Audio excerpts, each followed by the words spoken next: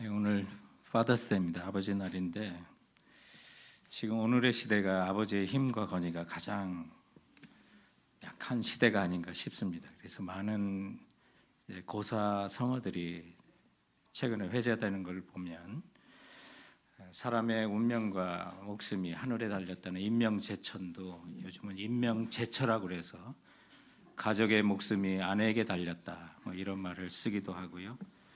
또 천하태평이라는 말도 처하태평이라고 그래서 처의 하명을 잘 받들면 태평하다 뭐 이런 말도 하고, 또 사필규정이라는 말도 사필귀처라고 그래서 모든 일은 다 아내로 통한다라는 말도 씁니다. 최선을 다하고 결과는 하늘에 맡긴다는 진인사 대천명도 요즘은 진인사 대처명으로 바뀌어서 최선을 다하고 처의 명령을 기다린다 뭐 이런 식으로 바뀝니다. 그 외에는 저도 아버지 입장에서 더 이상 하는 게 불리한 것 같습니다. 아버지들이 참 많이 권위를 잃어버리는 시대에 살고 있습니다. 그러나 그 아버지의 사랑이 가정을 더욱더 든든하게 이끌어가는 것을 보게 됩니다. 특히 오늘은 솔로몬의 아가인 이 사장을 통해서 솔로몬의 사랑 그리고 하나님 아버지 사랑이 얼마나 풍성한지를 우리가 잠시 생각해 보고자 합니다. 솔로몬이 술람이라고 하는 여인과 실제적인 경험을 통해서 하나님께서 그 백성을 얼마나 사랑하시는지를 보게 되고, 또한 우리도 그 하나님 아버지를 어떻게 사랑해야 되는지를 배우게 되는 것이 바로 아가서인 것입니다. 우리 지난번 살펴봤던 아가서 3장은 주로 술람이 여인의 고백이었다면 오늘 아가서 4장은 이제 그에 화답하는 솔로몬 왕의 남편의 노래가 되는 것입니다. 그래서 정말 오늘 이 본문을 보면서 우리가 인생이라고 하는 그 동산, 또 부부와 함께 살아가는 인생의 동산, 또 주님과 함께 살아가는 그 신앙의 동산을 얼마나 아름답게 가꿔야 하는지를 우리가 본문을 통해서 살펴보고자 하는 것입니다. 그렇다면 우리 부부가 살아가는 그 가정이라는 동산, 그리고 주님과 살아가는 신앙생활이라고 하는 그 동산을 어떻게 아름답게 가꿔갈 수 있을까요? 본문이 가르치는 첫 번째 교훈이 있다면 흠이 없어서가 아니라 사랑해서 그 동산이 아름답게 가꿔갈 수 있다는 것입니다.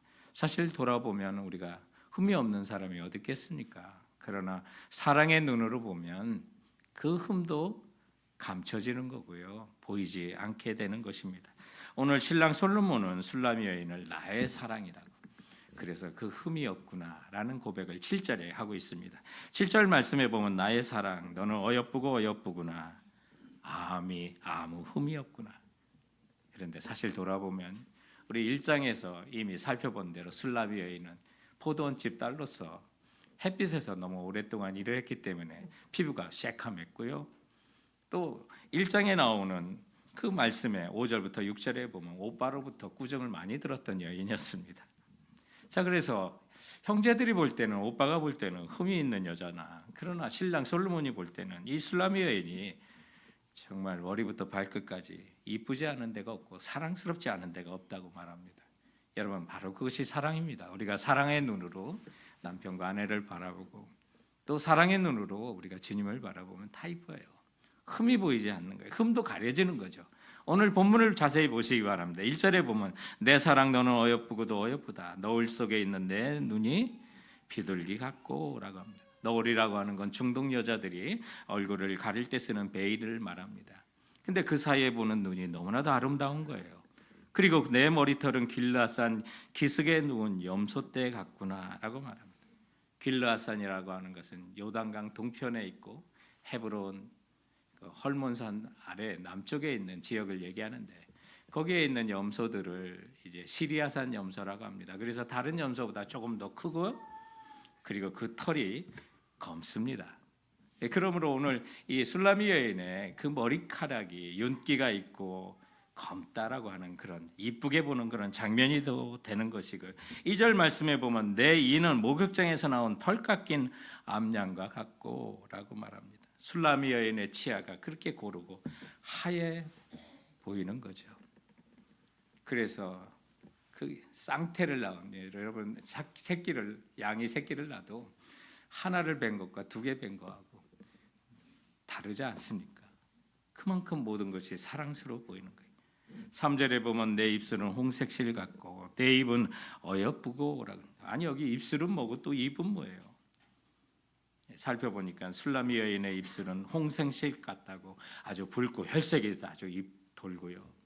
입이라고 하는 것은 어떤 우리 겉으로 드러난 입이 아니라 원어에 보면 메드바드라고 해서 그 말 언어를 얘기합니다. 그래서 그 입에서 나오는 말들이 참 고운 거예요. 말끝마다 이렇게 가시가 있는 게 아니라 정말 말 하나를 해도 이쁘게 하고 정말 그 인격이 그 말 속에서 드러나게 되는 그만큼 사랑의 눈으로 흠이 없는 모습으로 보이는 거죠.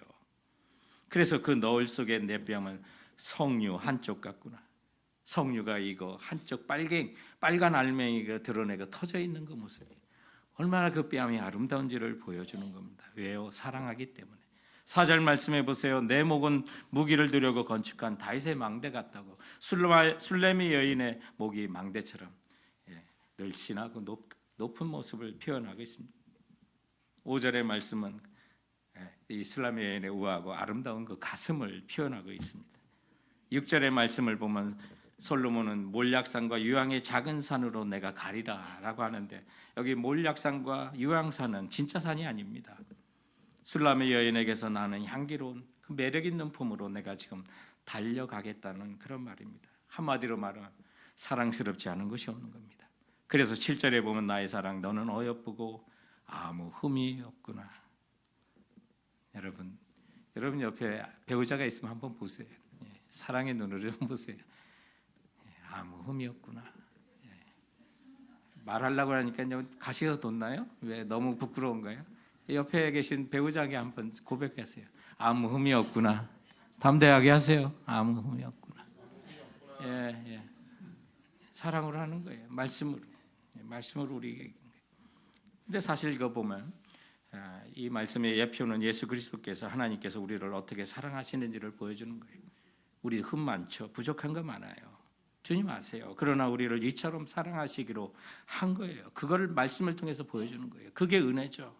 허물과 죄투성인 우리를 예수 그리스도께서 하나님께 나가는 길을 열어주시라고 은혜를 베풀어 주시고 하나님께서는 독생자 예수 그리스도를 우리를 위하여 십자가에 흘리신 그 보혈로 말미암아 우리의 죄와 허물을 보지 않기로 작정하시고 우리를 의롭다고 봐주시는 거예요. 그래서 은혜가 되는 거. 오늘 이 말씀을 통해서 하나님 아버지께서는 우리를 이처럼 사랑하시며 우리에게 여러분에게 말씀하는 거예요. 아무 흠이 없구나. 의롭다라고 인정해 주신다는 것입니다. 사랑하는 성도 여러분, 주님이 우리를 이처럼 사랑하셨어요. 하나님 아버지가 우리를 이렇게 사랑하신 거예요. 책 가운데 내 인생에 용기를 주는 한마디라는 그런 책이 있습니다. 거기에 보면 시인 정호승이라는 분이 지금까지는 자신이 아버지의 아들이었다가 결혼하고 자녀 둘을 낳고 보니까 이제는 아들의 아버지가 되어 아버지를 이해하기 시작한 그 글을 시로 쓰기 시작했어요. 거기에 보면 아버지의 나이라는 것이 있어요. 시인의 아버지께서 왜 자기를 그 옛날에 지게에 자기를 얹히고 산과 숲과 강으로 그렇게 데리고 다니셨는지 처음에 몰랐던 거예요. 그런데 보니까 그게 아버지가 사랑이었어요. 그 숲의 아름다움과 강의 아름다움을 보여주려고 나를 그 지게에 안고 여기저기 가셨던 거예요. 그래서 그가 시를 썼는데 거기에 시의 제목이 아버지의 나이. 자기가 아버지의 나이가 되다 보니까 그게 보이기 시작하는 거예요. 그 내용을 담과 같은 거예요. 나는 이제 나무에 기댈 줄 알게 되었다. 나무에 기대어 흐느껴 울 줄도 알게 되었다. 나무의 그림자 속으로 천천히 걸어 들어가 나무의 그림자가 될 줄 알게 되었다. 아버지가 왜 나무 그늘을 찾아 지게를 내려놓고 물끄러미 나를 쳐다보셨는지 알게 되었다. 나는 이제 강물을 따라 흐를 줄도 알게 되었다. 강물을 따라 흘러가다가 절벽을 휘감아 돌 때가 가장 찬란하다는 것도 알게 되었다. 해질 무렵 아버지가 왜 강가에 지게를 내려놓고 종아리를 씻고 돌아와 내 이름을 한 번씩 불러보셨는지 알게 되었다. 사랑하니까. 주님께서 여러분을 그렇게 보시는 거예요. 처음에 왜 우리가 빨리 목표한 것으로 못 가냐고. 주님 나로 인하여 목표에 한 그루에 빨리 달려가지 않습니다. 그러나 보니 나중에 나이가 들어보니까 그것도 하나님의 사랑이었구나. 이 풍랑이 인연하여서 내가 힘들고 고생했지만 주께서 나를 소원의 한 그루 인도하셨다는 거, 그래서 하는 거예요. 주님이 왜 우리의 허물을 모르겠어요? 우리의 죄악을 모르겠어요? 그러나 우리를 사랑하시기 때문에 그걸 안 보시기로 작정한 거예요. 예수 그리스도의 보혈만 보고 우리를 사랑하시기로 작정했다는 거예요. 사랑하는 성도 여러분, 우리 배우자도 이렇게 바라보는 거예요. 부부가 서로를 바라볼 때 흠이 없어서가 아니라 사랑하기 때문에 그 흠을 보지 않기로 마음먹는 거예요. 그럴 때 그 가정이 어떻게 되겠어요? 아름다운 동산이 되는 거죠. 신앙생활도 그래요. 주님의 사랑을 그렇게 깨닫고 감사하게 될 때 우리의 인생의 동산, 신앙의 동산은 아름다운 동산이 될 줄 믿으시기 바랍니다. 오늘 말씀을 통해서 우리가 어떻게 아름다운 동산을 갖고 갈 수 있을까 가르치는 두 번째 교훈이 있다면 그거는 바라는 향기와 열매가 맺어야 하는 거예요. 가정에서는 부부가 서로에 대하여 바라는 향기를 바라시고요, 열매를 맺는 사람이 돼야 돼요. 어떻게 하는 집마다 아내가 싫어하는 것만 할까? 그 동산 망치는 거예요. 황폐하게 되는 거예요. 그래서 아내도 남편이 원하는 향기를 바라고 열매를 맺어야 되고, 신앙생활도 그러는 거예요. 주님이 바라시는 그리스도의 향기를 내고 주님이 바라시는, 원하시는 성령의 열매를 맺혀갈 때 그 인생이 아름다운 동산이 되는 거고, 그 신앙생활이 아름다운 동산이 되는 것입니다. 오늘 본문 말씀의 8절 이하에 나온 말을 보면 술라미 여인이 솔로몬이 바라는 얼마나 아름다운 향기를 내는지, 그가 바라는 원하는 열매를 맺는지를 보여주는 말씀들이 나와요. 8절 말씀에 보면 내 신부야 너는 레바논에서부터 나와 함께하고 레바논에서부터 나와 함께 가자.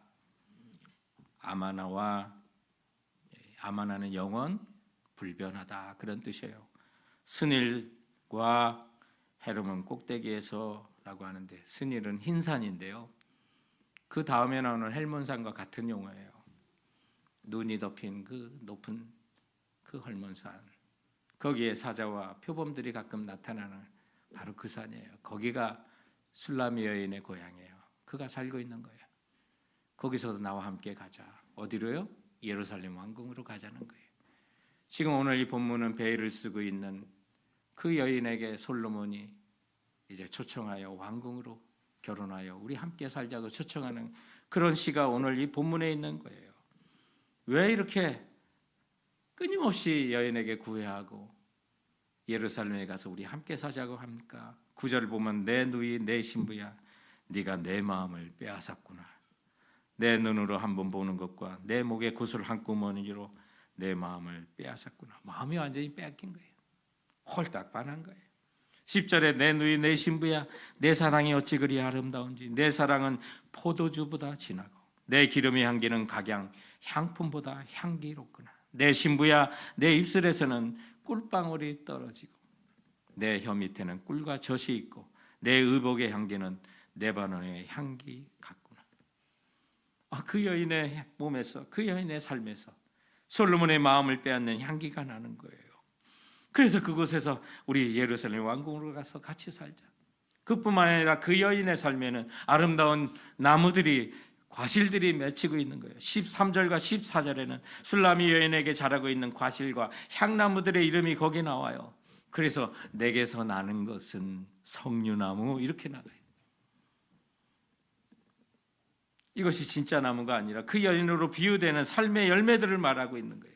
그 여인에게서 석류나무가 나와요. 각종 아름다운 과수가 나와요. 고메라 꽃이 펴요. 나도 풀이 있어요. 나도 번홍아, 창포, 개수, 각종 유황목과 몰약과 침향, 너무 귀해요. 너무 귀해서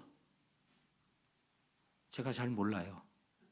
본 적이 별로 없는 것들이 쭉 나와요. 너무 귀한 거예요.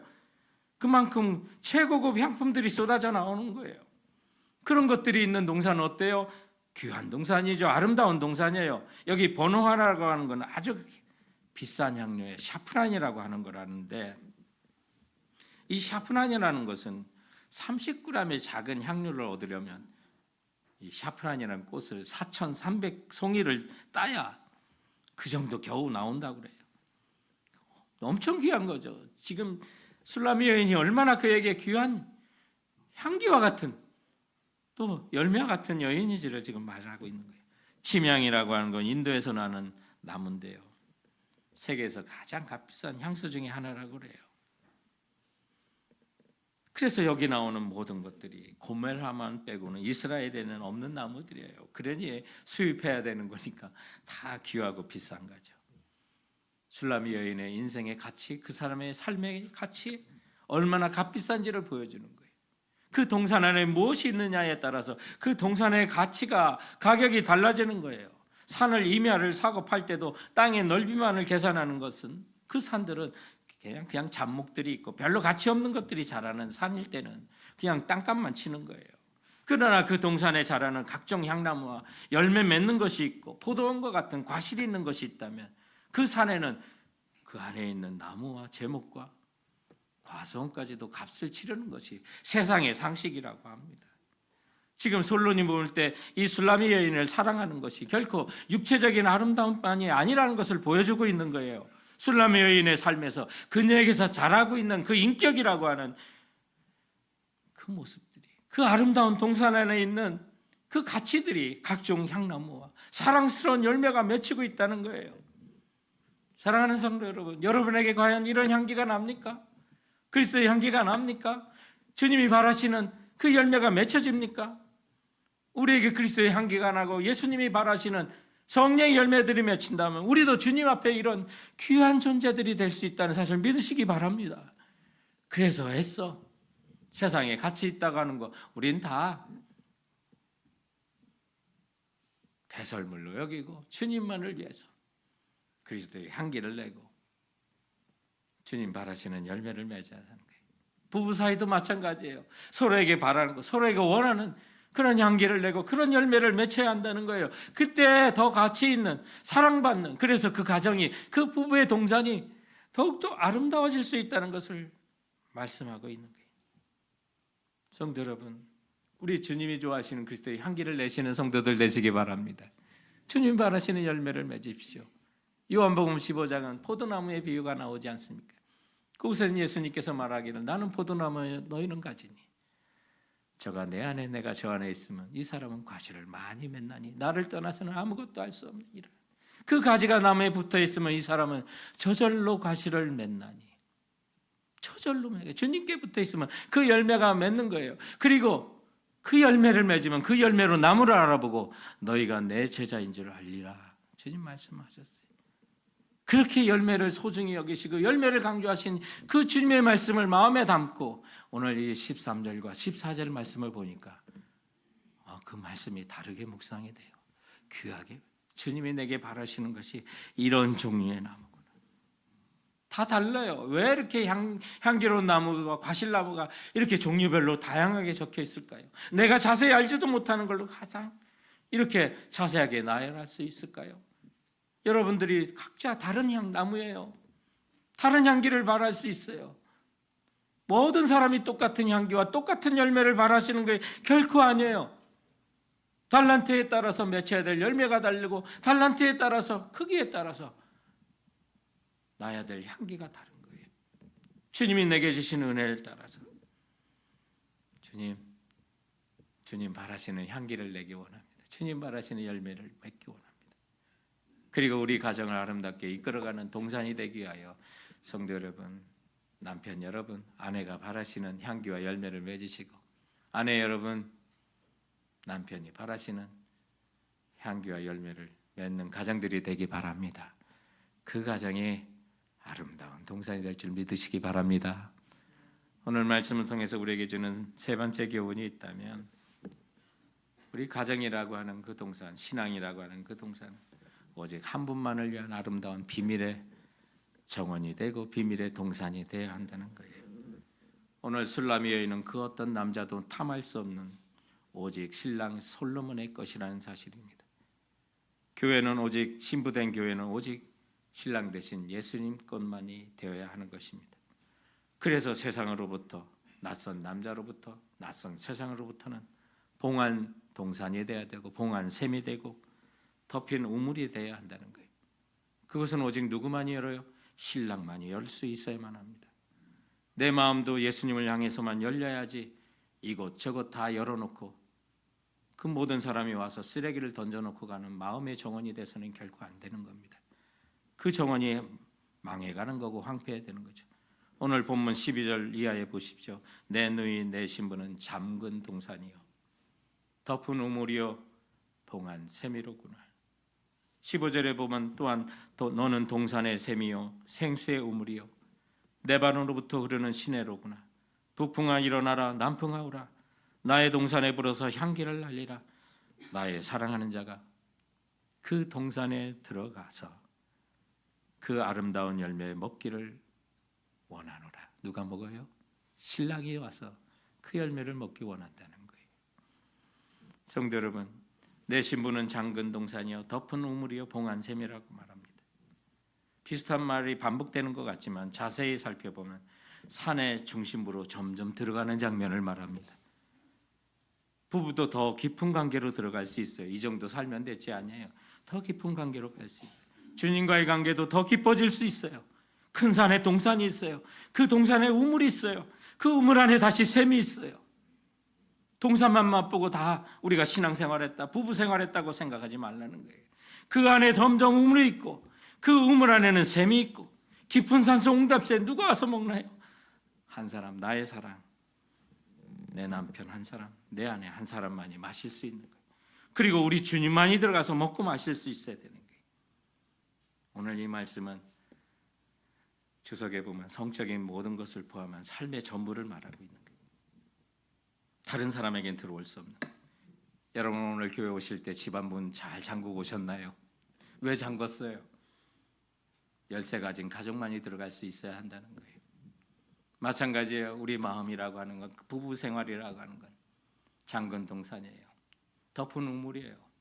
그 누구도 마셔서는 안 되는 거예요. 오직 주님께서 허락하신 사람에게만 열어야 하는 거예요.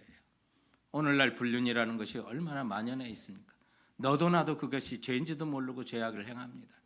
그러나 주님께서 내게 주신 그 배우자에게만 동산을 열어줘야 되고 우물을 열어줘야 되고 샘을 열어줘야만 한다는 거예요. 사랑하는 성도 여러분, 주님과의 나와의 관계도 그런 거예요. 주님만이 내 마음을 열고 내게 오셔서 나의 삶의 향기를 맡으시고 내 삶의 열매를 주님만이 가져가실 수 있도록 해야 된다는 것이에요. 그 아름다운 비밀의 삶에 사실은 힘이 있는 거예요. 부부가 어려움을 함께 살았던 그 아름다운 비밀의 그 경험이 앞으로 닥쳐오는 수많은 환경 속에서도 살아갈 힘이 되는 거예요.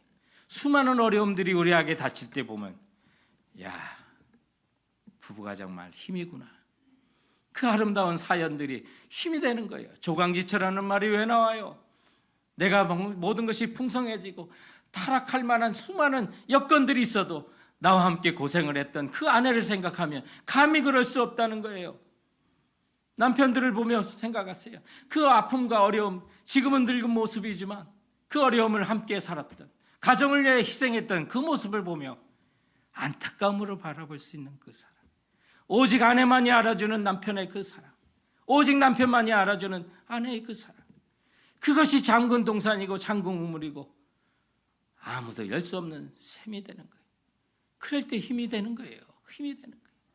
고향을 가보니까 모습이 변했어요. 저처럼 도시가 고향인 사람은 고향에 모습이 없어요. 사람이 없어요. 그러다 나중에 깨닫게 돼요. 아, 아내가 있는 곳이 고향이구나. 그래서 아내만 있으면 내가 살 수가 있겠구나. 그런 힘이 생겨요.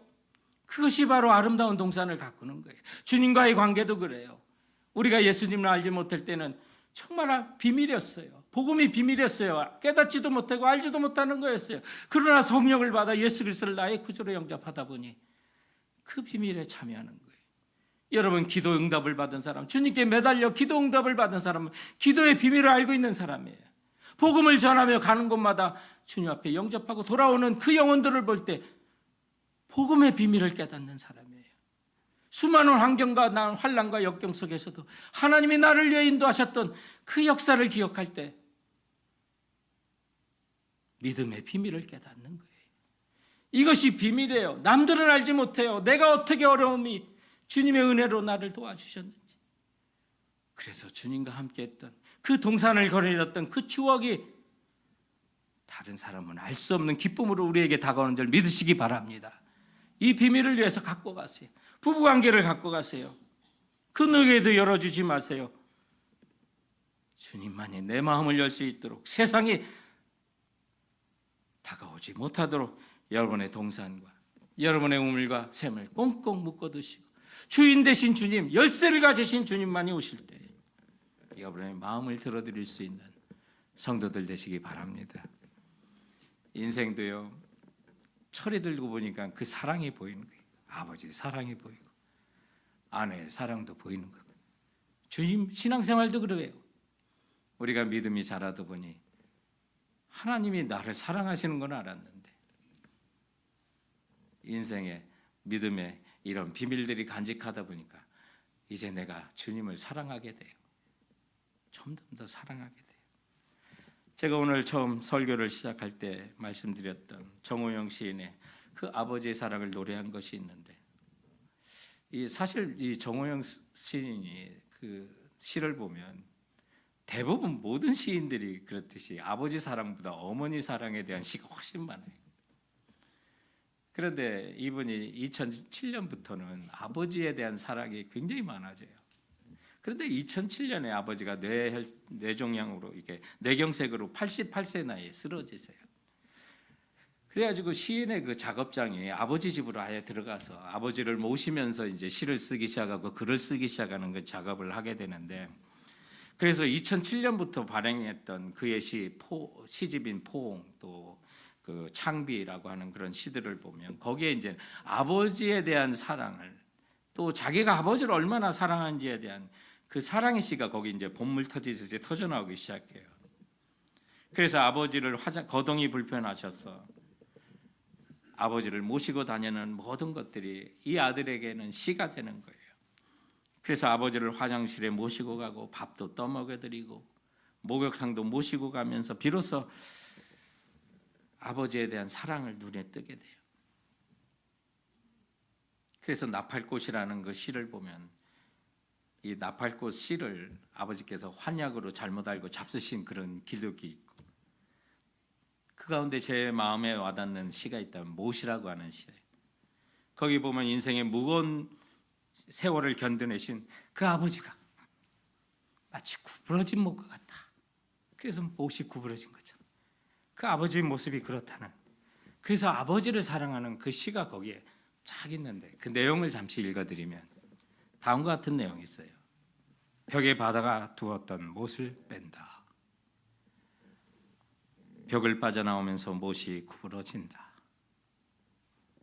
구부러진 못을 그대로 둔다. 구부러진 못을 망치로 억지로 펴서 다시 꽝꽝 벽에 못질할 때가 있었으나 구부러진 못에 병들고 녹슨 가슴을 애써 헝겊으로 닦아 놓는다.